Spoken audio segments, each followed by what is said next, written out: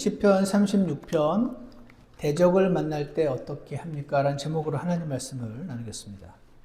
제가 지난주에 시편 36편을 읽었는데 그동안은 한 번도 궁금해하지 않던 한 구절이 눈에 쑥 들어왔는데 1절이었습니다. 1절에 보시면 사악한 자의 범법이 내 마음속에서 이르기를 그의 눈앞에는 하나님을 두려움이 없다 하나니 라고 되어 있는데요.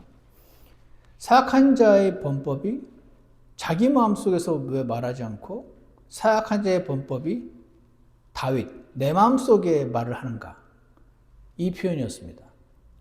이거 이상하지 않습니까? 사악한 자의 범법, 물론 범법은 이제 그 시편에서 주로 하는 그 의인법을 사용하셔서 그 범법이 뭔가를 시키는, 나쁜 짓을 하도록 시키는 것을 사람처럼 표현을 하는 것인데 왜 사악한 자가 사악한 자의 마음 안에서 얘기하지 내 마음 안에서 다윗 안에서 말하는가? 그래서 제가 이제 기도도 하고 리서치도 하다 보니까 역시 제가 늘 가장 신뢰하는 알렌 로스라는 신학자가 있는데 이 사람이 이렇게 해놨어요. David received an oracle from the Lord concerning the sinfulness of the wicked. So he recorded what he learned. 이게 무슨 말이냐면 하나님이 이 사람 다윗에게 계시를 주신 거예요.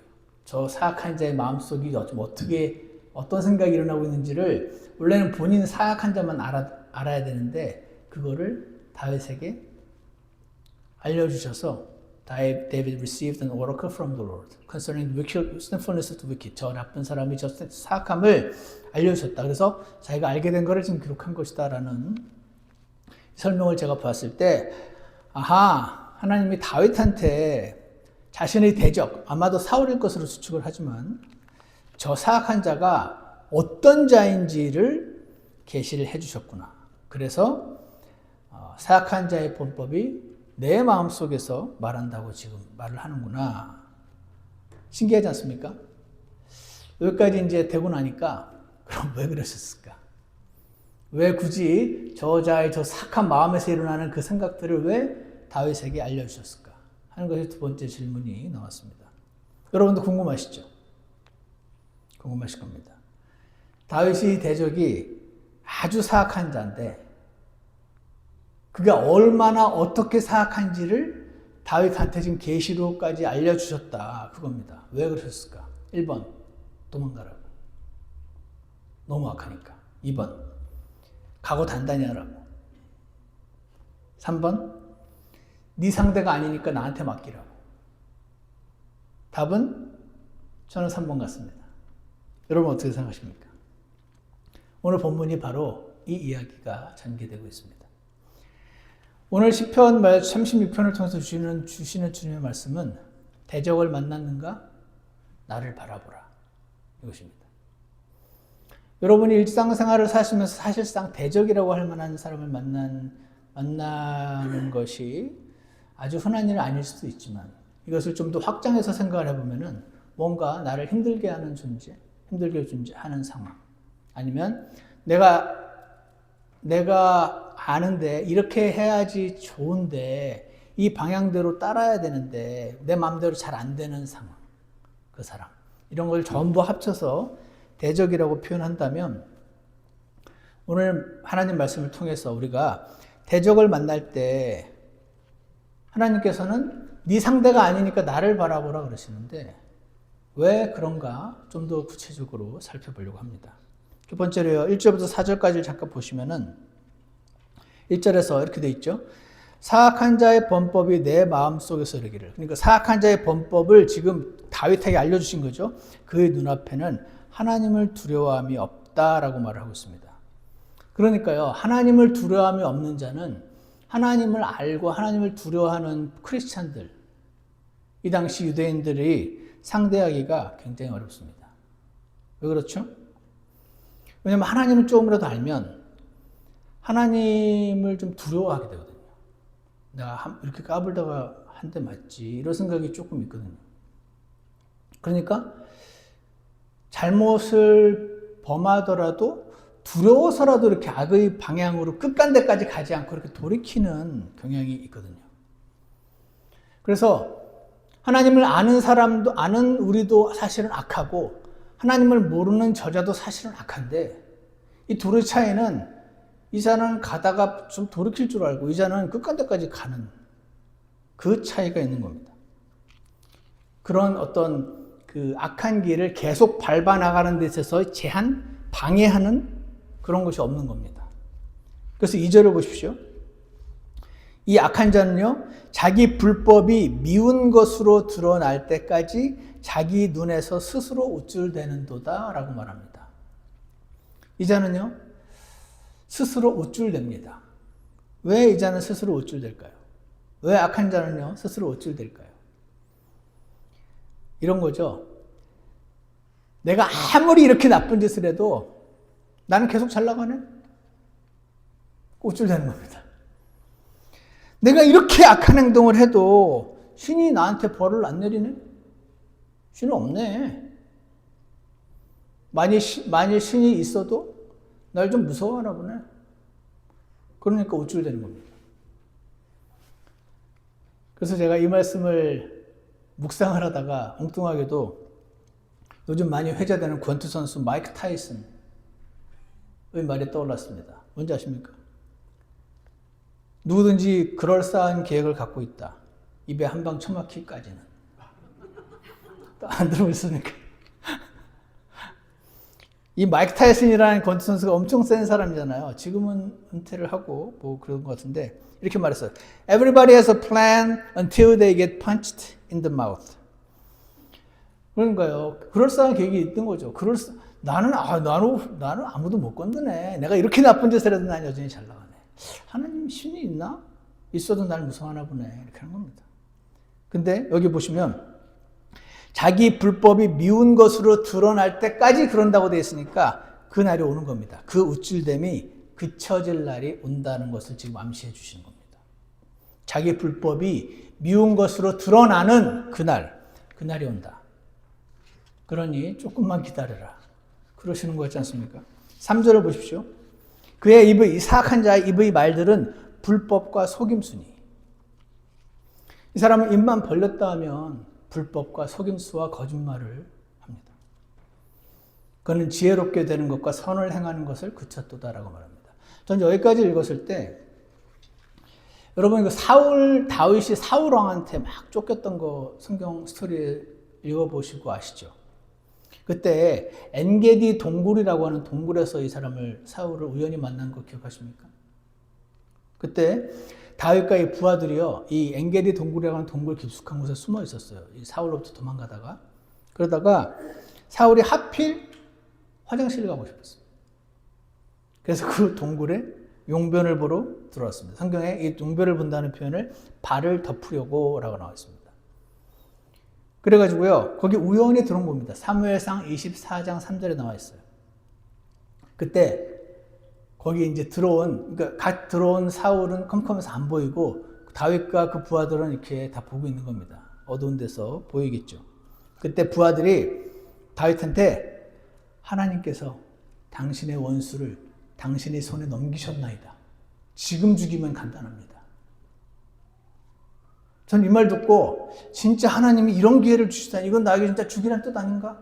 이렇게 생각하기 너무 싫었을 것 같은데 그렇지 않습니까, 여러분? 이거는 모든 거에 우연이 없지 않나? 그러면서 이거는 나보고 죽이란 소리네. 이런 천재의 기회를 놓친다면 나는 하나님께 죄를 짓는 것이로다 하면서 칼로 하면 끝나는 겁니다. 근데 그때 뭐라고 합니까? 이 사람이 하나님께서 기름 부으신 왕이다. 그러니까 하나님이 알아서 끌어내리실 거다. 나는 하나님께서 그를 세우셨으니 그를 끌어내리든 내버려도 조금 더 기다려 주시든 그분 소관이고 나는 하나님의 기름 부음 받은 자에게 내 손을 대지 않으리라. 이렇게 합니다. 이거는 뭐 말이 안 되는 상황 아닙니까? 그래서 다윗은요, 하나님께서 친히 처리해 줄 것을 기다리며 기도할 뿐 직접 행동에 나서지 않은 거죠. 그래서요, 이제 용변을 다 보고 나갔습니다. 나가서 저기 가는데 다윗이 나와가지고 왕이시여 하면서 내가 방금 저 안에서 당신 살려줬다. 안 죽였다. 거짓말인지 아닌지 봐라. 당신 옷자락이 이렇게 베어져 있지 않느냐. 내가 당신 옷자락만 싹 뺐다. 그렇게 말할 때 사울이 뭐라고 합니까? 아, 다윗아, 네가 나보다 의롭다. 난 사실 네가 왕이 될 걸 알고 있었어. 하지만 내가 이 권력을 내려놓기가 너무 싫었어. 나중에 네가 왕이 되거든 내 가족만이라도 살려줘. 그러면서 어떻게 합니까? 이제부터 다윗을 추격하지 않겠다고 약속을 합니다. 그러나 그의 입의 말들은 불법과 속임수니 그는 지혜롭게 되는 것과 선을 행하는 것을 그치도다. 금방 바로 다음날 약속을 깨뜨리고 또다시 다윗을 죽이려고 추적을 합니다. 바로 이런 자를 시편에서 그의 입의 말들은 불법과 속임수다라고 지금 표현을 하고 있는 것입니다. 여러분, 저와 여러분도 살다 보면은요, 내 힘으로는 도저히 감당하기 어려운 문제나 내 힘으로 도저히 감당하기 어려운 대적을 만날 때가 있습니다. 이 대적은요, 보통 도무지 지치지를 않습니다. 나를 공격을 해댑니다. 오죽하면 4절에 보세요. 그는 자기 잠자리에서 해악을 꾀한다고 하지 않습니까? 피곤할 텐데 나 죽이려고 타면 잠자리에서 자지. 잠자리에서도 어떻게 하면 다윗을 죽일지 해악을 꾀하는, 지칠 줄 모르는 대적인 것입니다. 다윗의 대적이 이런 자였어요. 이런 자라는 것을 하나님이 지금 다윗한테 계시로 알려주신 겁니다. 이유는 각오 단단히 하라고? 뭐 그것도 없지는 않을 수 있겠으나 빨리 도망가라고? 포기하라고? 왕 되는 거 포기하라고? 아니고, 야, 네 상대가 아니야. 네가 이 사람을 상대하려면 너도 똑같이 더럽고 추악하고 거짓과 불법을 일삼는 자가 돼야 이 사람하고 맞설 수 있는데 너는 그럴 수 없잖아. 그러니까 나한테 맡겨. 네 힘으로는 절대 해결 불가능하다. 나한테 맡기겠니? 내 뜻이 이루어지도록 기도하겠니? 이렇게 말씀하시는 거죠. 지금 여러분과 제가 직면한 어떤 어려움과 어떤 문제와 어떤 사람도 마찬가지입니다. 그 사람은 여러 가지로 인해서 굉장히 단호합니다. 그런데 그 사람의 어떠함을 지금 다윗에게 계시해 주신 이유는 네가 해결하려고 애쓰지 마. 전적으로 하나님을 의지해. 그렇게 지금 말씀하시는 것입니다. 사랑하는 여러분, 혹시 대적을 만나셨다면 하나님을 온전히 바라보시기를 축원합니다. 왜냐하면 그러면 그분이 이 대적이 어떤 존재인지 더 잘 알게 해주시고 더 주님께로 맡길 수 있도록 인도해 주실 것이 분명하기 때문에 그렇습니다. 두 번째는요, 5절을 보세요. 왜 대적을 만나면 하나님을 바라보라고 그러시나? 하나님을 바라봐야만 새 힘을 주시기 때문에 그렇습니다. 5절에 보면 오 주여 주의 긍휼은 하늘들에 있고 주의 신실하심은 구름들에까지 닿으며라고 그렇게 되어 있습니다. 긍휼이 보통 mercy, 영어로 mercy로 되어 있으면 우리 성경에 긍휼로 번역을 합니다. 이 긍휼에는 두 가지 뜻이 있습니다. 하나는 어떤 불쌍한 자를 봤을 때 내 안에서 느껴지는 그 불쌍히 여기는 마음, 그거를 말할 때도 있고요. 또 하나는요, 카세트입니다. 기억하시죠? 제가 이런 말해서 기억하시죠? 카세트 뭔지? 기억을 잘 못합니다.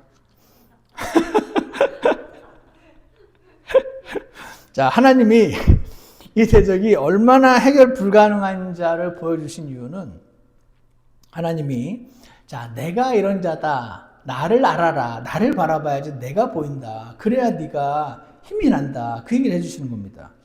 5절에 하나님의 긍휼과 신실하심이 지금 너무 크고 너무 높아서 땅의 그 범위를 훨씬 넘어서 하늘 저 높은 막 구름에까지 막 다 미친다. 지금 그 말을 하는 게 주의 긍휼은 하늘들에 있고 주의 신실하심은 구름들에까지 닿는다. 그렇게 지금 무한하고 넘쳐난다. 뭐가? 하나님의 긍휼과 신실하심이.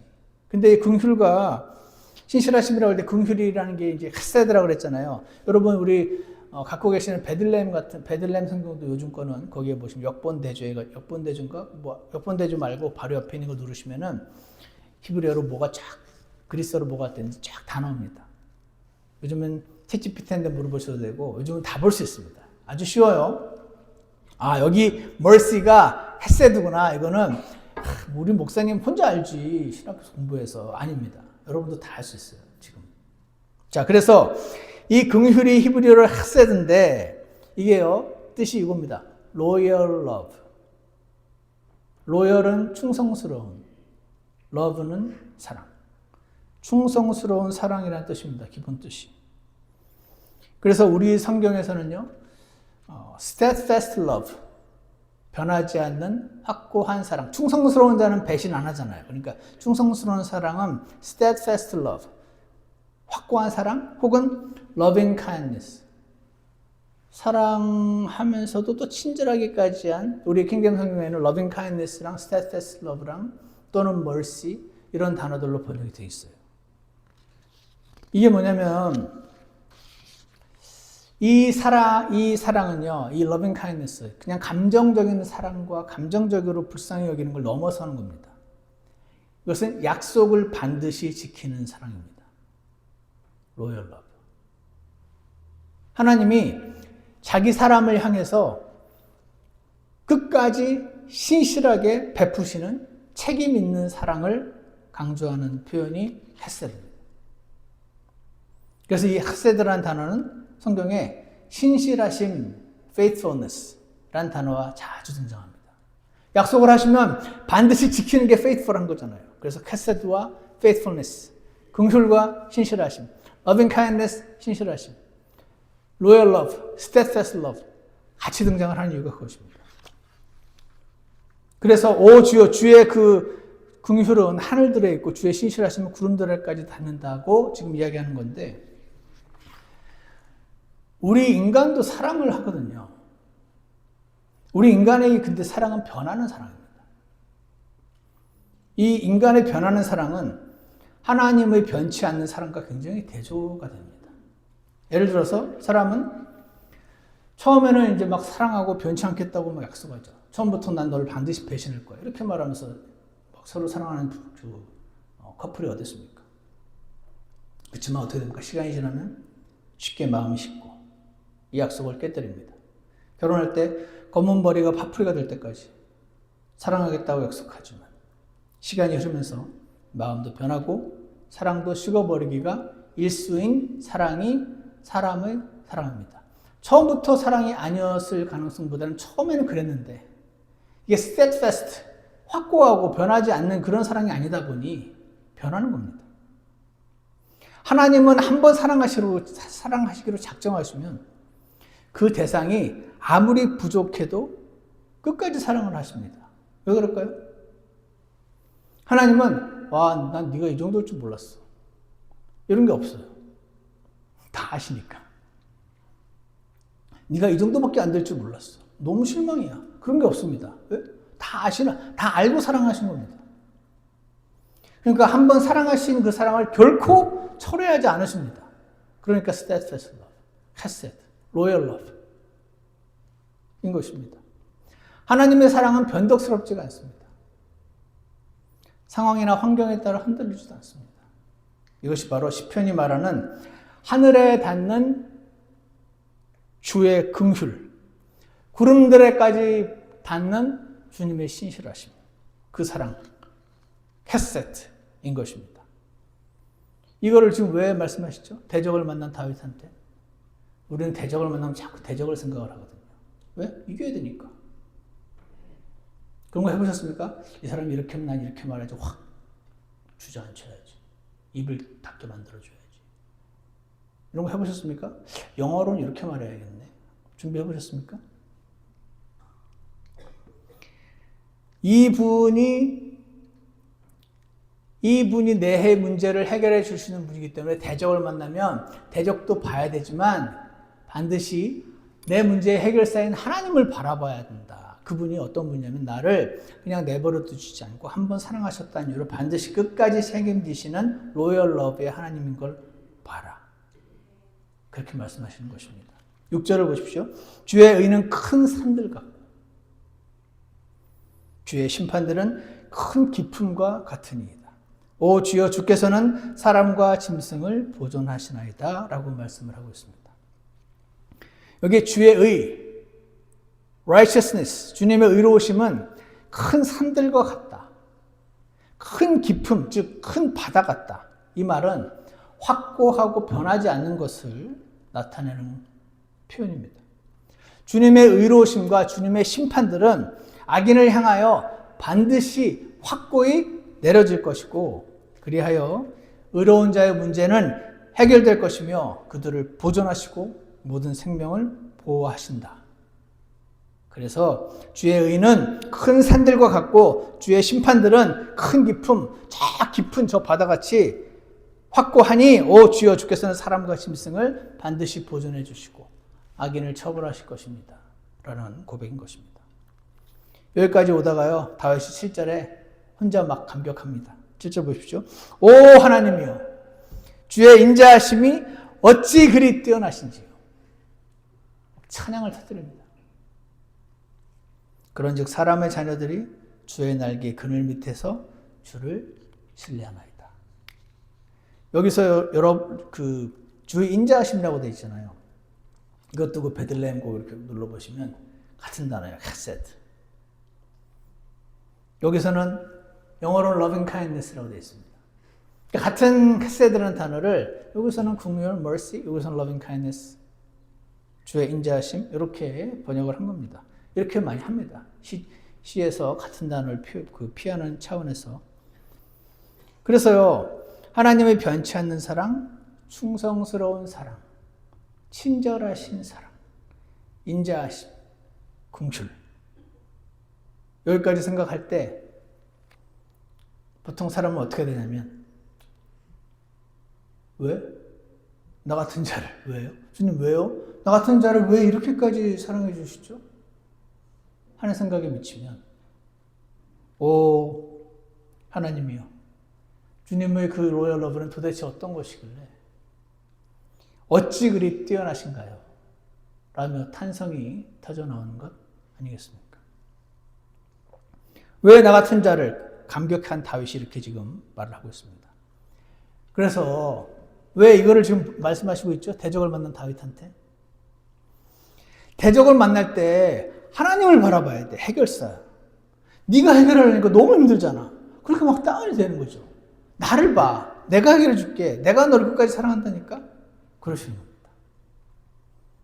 하나님을 바라봤더니 하나님의 이 변치 않는 사랑을 깨닫게 된 다윗이 위로를 받는 겁니다. 어떻게 합니까? 거기 그런즉 사람의 자녀들이 주의 날개 그늘 밑에서, 이게 커다란 그 새나 닭이 그 자기 병아리나 이걸 품을 때 쓰는 표현 아닙니까? 하나님이 나를 안전하고 따뜻하게 보호해주시니까 그 안에 들어가면 안식이 있는 것이죠. 사랑하는 여러분, 대적을 만날 때 어떻게 해야 한다고요? 하나님을 바라보는 겁니다. 대적을 바라보는 대신 헤세드의 하나님을 바라보시기를 바랍니다.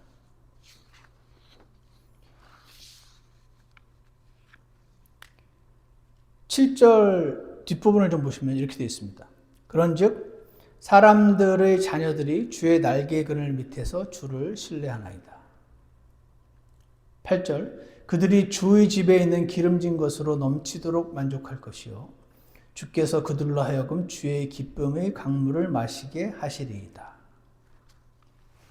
여기 보시면 왜 대적을 만날 때 하나님을 바라보라고 하시나? 하나님을 바라보면 단지 그냥 안식만 주시는 게 아니고 친히 그분께서 문제를 해결하시기 때문에 그렇다라고 지금 우리에게 알려주고 있습니다. 간혹 저한테 이러시는 분들이 지금까지 좀 있었습니다. 목사님, 맨날 주님께 나가라고요? 기도만 하면 다 됩니까? 예? 기도가 밥 먹여줍니까?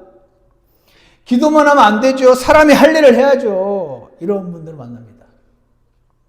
아멘. 이렇게 말하는 분들은 제가 이 부분을 강조하고 있을 뿐인데 오해하시는 겁니다. 그러니까요, 대적을 만날 때 하나님을 바라봐야 한다는 말은 사람이 할 일을 아무것도 안 하고 맨날 쳐다보고 있다는 뜻이 아닙니다. 왜냐면은요, 대적을 만날 때 하나님을 바라보라는 말은 지금 전쟁터에 나온 병사가 사령관을 바라보라는 뜻이거든요. 병사가 사령관 바라보고만 있으면 아니잖아요. 병사가 사령관을 바라보면 그분이 나에게 생각을 주시고 무엇을 해야 될지 임무도 주시고 구체적으로 조금씩 아주 작은 한 부분만 담당하면 되거든요. 그걸 알려주신단 말입니다. 그래서 주님을 바라볼 때 문제가 해결된다는 말은 사령관을 바라보면 사령관이 모든 상황을 좀 지휘하고 있으니까 야, 이 전쟁은 네가 지휘할 전쟁이 아니야. 이건 내 전쟁이야. 그 큰 그림 가운데 내가 해야 할 작은 부분을 알려주신다는 의미인 것이지. 주를 바라본다는 것은 기도만 하면 됩니까? 누가 언제 기도만 하랬습니까? 기도를 하시면 주께서 여러분에게 생각을 주시기도 하고 누구를 갑자기 만나기도 하시기도 하고 생각도 못한 사람이 떠오르기도 하고 어디서 날라온 이메일에서 다양한 방법을 사용하셔서 아, 이걸 해야겠구나라고 환원을 했는데 그게 사실은 여러 가지 일들을 해서 큰 일을 이루시고 하나님 일들을 해결하신 것을 볼 때 이 문제는 이건 내가 여기 이메일을 읽었기 때문에 내가 한 거야 이렇게 말하는 사람이 잘 안 나타나 줍니다. 왜냐면 하나님이 하신 게 너무 커서 거기에 내가 한 가지 한 거는 아무것도 아니라고 여겨지기 때문에 그렇죠. 군인은요, 자신에게 맡겨진 작은 한 부분을 감당하면 된다는 뜻입니다. 우리의 대적은 너무 강하고 나의 힘은 너무 미약하고 하지만 나의 사령관은 나의 대적보다 훨씬 강해서 싸움에서 져본 적이 없는 분. 그런 분이기 때문에 그렇습니다. 내 문제를 해결하실 분은 오직 사령관이시기 때문에 그렇습니다. 그러니 대적을 만날 때 주님을 바라보면 주님이 나에게 내가 해야 할 작은 일을 보여주시고 그 작은 일을 내가 순종할 때 문제가 해결되어 가는 것을 경험하는 것이 이 그리스도인의 놀라운 신비인 것입니다.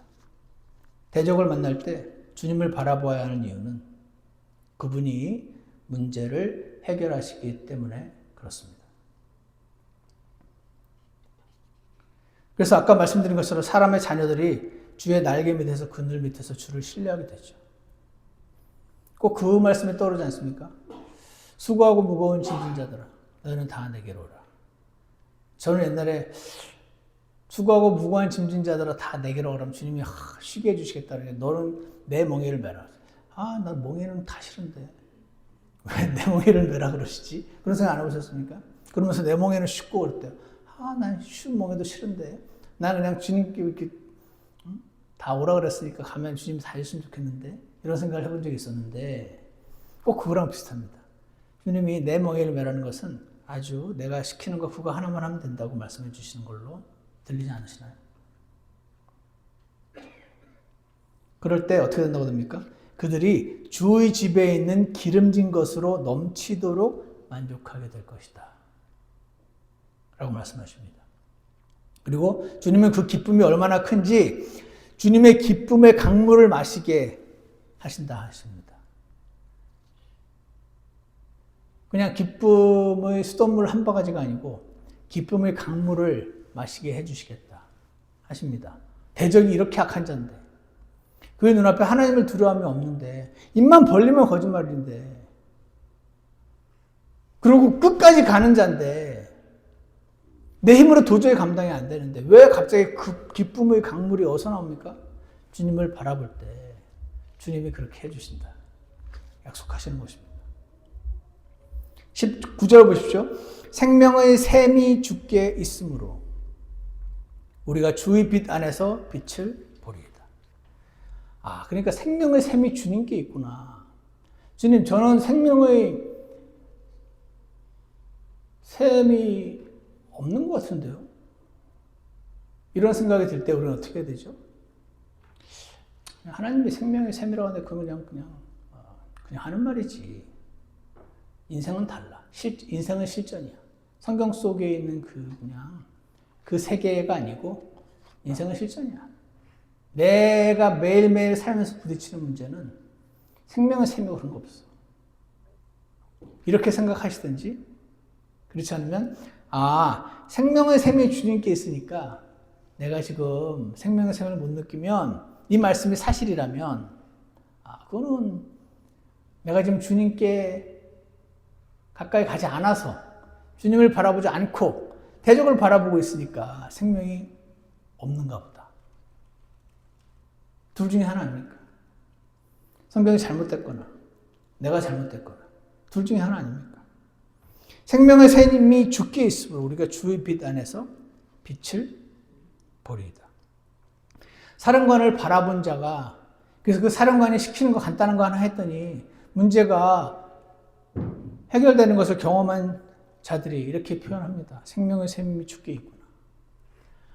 내가 모르는 건 아니었는데 그분께 정말 생명의 샘이 있구나.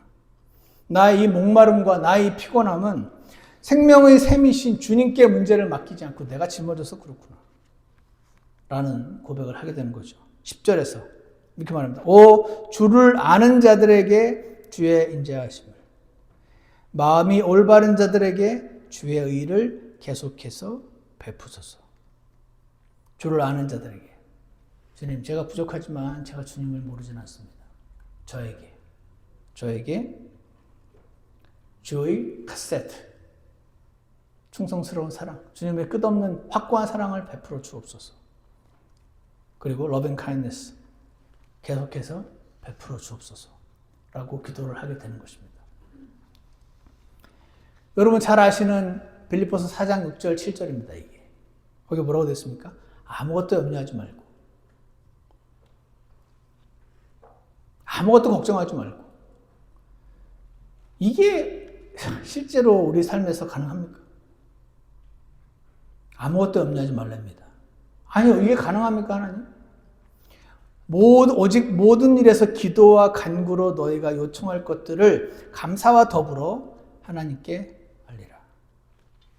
제가 예전에 이 말씀 보면서 아무것도 염려하지 말라고 했으니 그게 되나요? 지금 이런 상황에서 이게 말이 됩니까? 모든 일에서 기도와 간구로 요청할 것들을 알리라까지는 알겠는데 감사와 더불어 알리라는 말에서 턱 걸렸습니다. 이걸 하려면 주님이 베풀으셨던 이전 과거를 떠올려야 돼요. 지금 나는 막 펑펑 울면서 주님께 이걸 해달라고 지금 그래야 되는데 감사와 더불어 알리려고 하니 예전에 주님이 해주셨던 것들을 기억하니까 그제서야 비로소 감사와 더불어 주님께 현재의 필요를 구할 수가 있게 되죠. 그때 어떻게 됩니까? 그리하면 모든 이해를 뛰어넘는 하나님의 평강이 도대체 이 상황에서 어떻게 평강이 오는지 이해가 안 가지만 평강을 주시는 그 평강이 모든 사람의 이해를 사람의 머리로는 절대로 이해할 수 없는 이상한 평강이 그리스도 예수님을 통해 너희 마음과 생각을 지키시리라. 근데 저희 질문은 주님 저는 마음만 편한 거 싫은데 내가 아무것도 염려하지 않고 감사함으로 주님께 기도했더니 주님이 마음과 평강과 생각을 지켜서 마음이 평안해졌어. 주님 이걸로 부족한데요. 이 문제가 근본적으로 해결을 해주셔야죠. 마음만 평안하고 싶지 않습니다. 제가 그랬는데 나중에 주님 알려주시더라고요. 네가 그 마음이 평안 동안 내가 움직인다. 그러시는 것 같았습니다. 그래서 하나님을 바라보면 그분이 나에게 새 힘만 주시고 마음과 생각을 지켜주셔서 그 두려움 가운데 평안만 주시는 분이 아니시고 내 문제를 친히 맡아서 해결해 주시는 분이심을 믿으라. 이렇게 말씀하고 계시는 것입니다.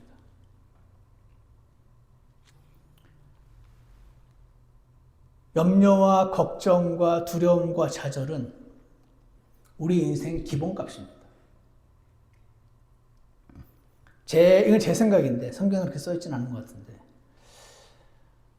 인생의 파랄한 염려와 걱정과 그런 느낌이고 가끔씩 넘치는 기쁨을 주신다는 느낌이 있습니다. 제가 주님께 오래 붙어있지 않아서 그런 걸 수도 있는데 그러니까 염려와 걱정이요 우리 인생의 기본값입니다. 왜냐하면 우리는 주님과 떨어져서 너무나 많이 사니까 그런 거 아닙니까? 근데 왜 자꾸 염려하지 말라고 걱정하지 말라고 그럽니까? 염려는요 사령관의 자비에서 그런 겁니다. 당신은 사령관이 아니고 일개 병사이기 때문에 그렇습니다. 염려는 사령관이 하시게 맡기고 나는 주님 안에서 안식하라고 말씀하시는 이 하나님의 말씀을 진짜로 믿는 저와 여러분이 되기를 원합니다. 왜 그렇죠? 어차피 안 됩니다. 내가 발을 동동 굴러도 안 되고 가만히 있어도 안 됩니다. 맞죠? 근데 주님이 내 안에 안식하라고 하시니 우리는 이 믿음을 가지고 주님 앞에 나가기 원합니다. 대적을 만날 때 어떻게 하라고요? 하나님을 바라보라고. 왜요? 그래서 내가 그 대적에 대해서 그렇게 잘 알려줬지 않냐고 그러시니까. 그리고 하나님을 바라봐야 그 하나님의 그 날개 안에서 그 누리는 그 안식과 새 힘을 주시니까. 그 새 힘이 없으면 사람이 가다가 주저앉거든요. 그리고 하나님을 바라보면 그분이 나한테 그냥 마음 편한 것만 주시는 게 아니고 그분이 친히 문제를 해결하시는 분임을 보여주시니까. 그래서 주님을 바라보라고 하시는 것입니다. 우리가 구원받은 이후에 살아가는 인생은요, 진짜 광야 같습니다. 마치 출애굽하고 홍해에서 침례까지 받은 그들이 앞에 펼쳐진 인생은 장밋빛 인생이 아니고 광야였던 것처럼. 그리고 여러분과 제가 풀 수 없는 문제들이 질비합니다. 그래서 어떻게 합니까? 사령관을 바라보는 군인처럼 우리는 대적을 만날 때 우리의 사령관이신 주 예수 그리스도께 우리의 초점을 맞추기를 원합니다. 그래서 그분이 주시는 승리를 경험하는 저 여러분이 되시기를 축원합니다. 기도하겠습니다. 사랑과 은혜가 풍성하신 하나님 아버지, 오늘 시편 말씀 통해서 그 대적이 얼마나 강하고 얼마나 악하고 자기 힘으로 감당할 수 없는 자인지 다윗에게 계시로 알려주시고 그가 그래서 그 자를 주님께 맡기고 그 상황을 주님께 맡겼을 때 주님의 친히 해결하심과 주님의 안심케 하심과 안식 주심을 경험하고 오늘 영감으로 이 시편 말씀을 저에게 쓰게 해주셔서 그 유익을 저희가 조금이나마 누릴 수 있게 해주신 은혜를 감사합니다.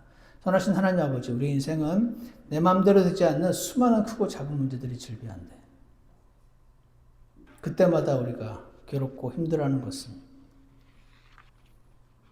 다만 주님을 바라보지 않고 있는 증거임을 보게 하셔서 오늘 이 하나님 말씀을 따라 대적을 만날 때 우리가 주님을 바라봐야 함을 기억하게 도와주시고 사령관을 바라볼 때 그분이 주시는 작은 일에 하나씩 순종해 나가며 모든 일을 주님이 해결하셨음을 간증하게 되는 저희 모두가 되도록 인도하여 주시옵소서. 오늘 그렇게 하기를 새롭게 결심하는 모든 분들을 주께서 축복해 주시기 원합니다. 예수님 이름으로 기도드렸습니다. 아멘. 다 같이 찬송가 479장 같이 부르겠습니다.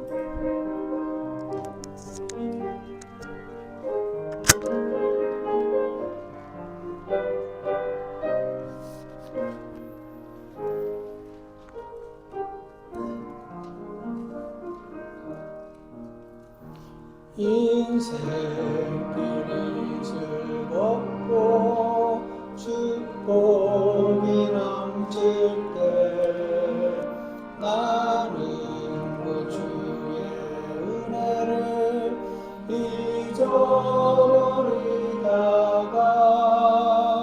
먹구름이 밀려오며 두려워 떨면서 주께 목소리 높여 울며 기도하네. 나의 인생길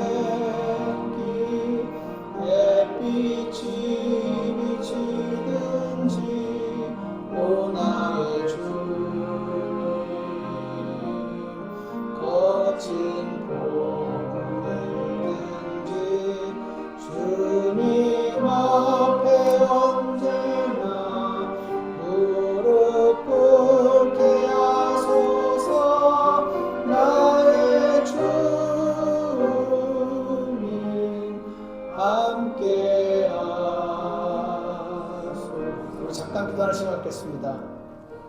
우리의 하나님은 우리의 삶의 대적을 허락하시지만 여전히 끝까지 사랑하시는 능력자 하나님이심을 우리가 새로 기억하기 원합니다. 그분 앞에 잠시 나아가셔서 우리 상황을 그분께 맡기고 그렇게 하기 원한다는 고백을 잠시 드리기 원합니다.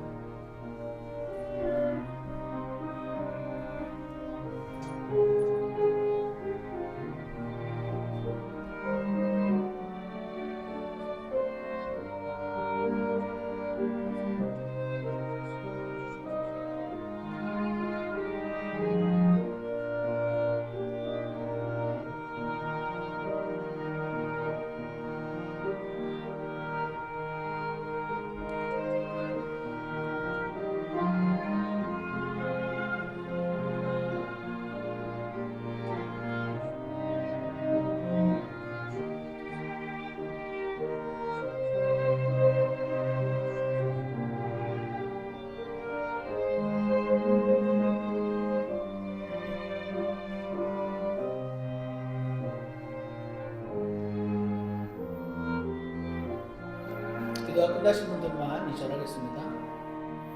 나는 늘 부족하나 내 주는 전능자 강하신 내 주 하나님 영원한 내 노래 연약한 이 몸과 맘 방황하기 쉬우니 강하신 주님 발로 붙잡아 주소서. 나의 인생이 햇빛이 비치든지 오 나의 주님 거친 폭풍이든지 주님 앞에 언제나 무릎 꿇게 하소서. 나의 주님 함께 하소서. 선하신 하나님 아버지, 우리의 대적이 우리가 이 세상을 살아가면서 우리를 괴롭히는 모든 상황 뒤에 있는 그 사탄이라는 자가 얼마나 강한 자인지, 그에게 휘둘리고 있는 자들이 얼마나 어리석은지 저에게 알려주시는 이유는 주님을 바라보라고 하신다는 그 이유 때문임을 이 시간 다시 한번 고백합니다. 그들을 바라볼 때는 우리가 감당하기 어려우나 우리를 사랑하시는 주님은 강하고 의롭고 충성스러운 사랑이라고 표현되는 그 단어처럼 우리를 불쌍히 여기시고 끝까지 사랑하시는 분임을 기억하게 해주셔서 그 사령관의 하실 걱정과 근심과 계획을 저희가 감히 가져와서 하지 않게 도와주시고 그냥 한 명의 병사로서 이 전쟁에 참여하는 자들 되도록 그렇게 인도해 주시기를 간절히 원합니다. 대적을 만날 때 새 힘을 주시고 문제를 해결하시고 원천이신 우리 주 하나님을 바라보는 저희에게 도와주시고 우리가 기도에 나갈 때, 기도로 나아갈 때 주님 저희의 기도에 응답해 주시고 그리고 그 응답 가운데 주님이 이루셨음을 간증할 수 있는 저희가 되도록 인도해 주시옵소서.